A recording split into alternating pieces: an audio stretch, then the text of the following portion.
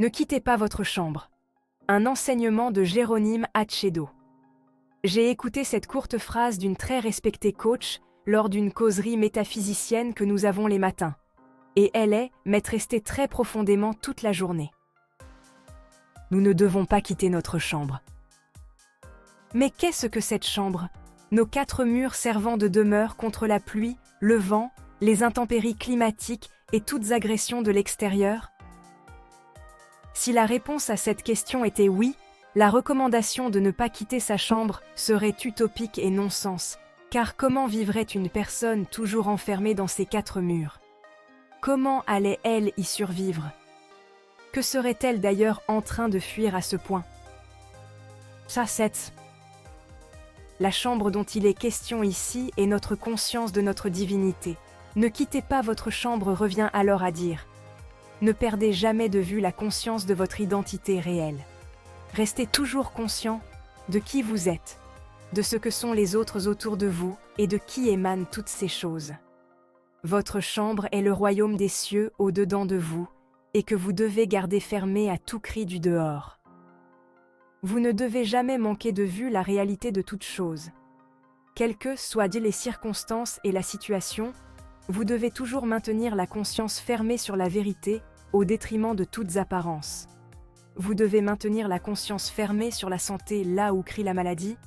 Vous devez la maintenir fermée sur l'abondance là où tout semble faire l'éloge du manque.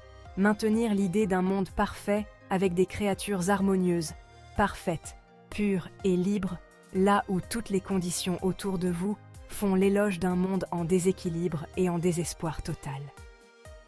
Cela n'est pas si facile à faire, mais bien possible heureusement.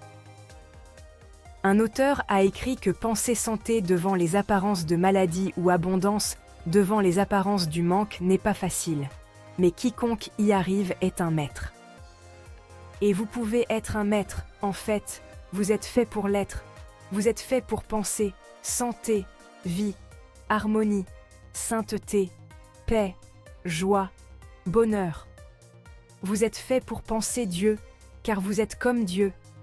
Vous êtes fait de la substance divine et vous manifestez cette divinité en tout ce que vous pensez, faites et êtes.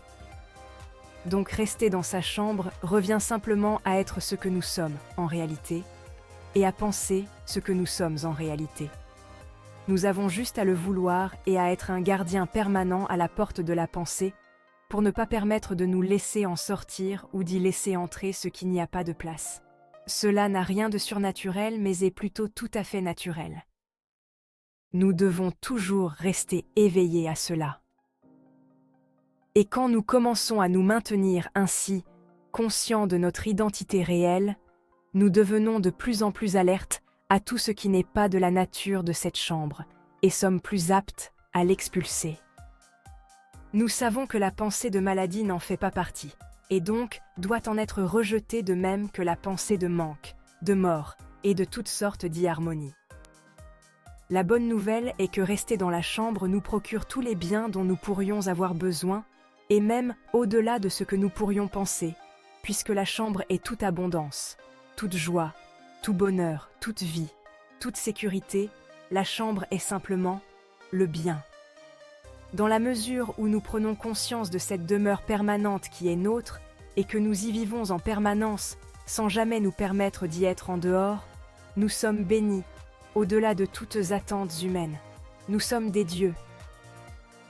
Nous sommes nourris, aimés, soutenus, protégés, bénis partout où nous nous retrouvons, car nous sommes partout dans la chambre de l'abondance, nous sommes partout dans le bien. Restons donc toujours enfermés dans la chambre, la conscience du Père pour être gardés comme de vrais enfants du grand royaume béni. Tel est notre devoir et notre droit naturel.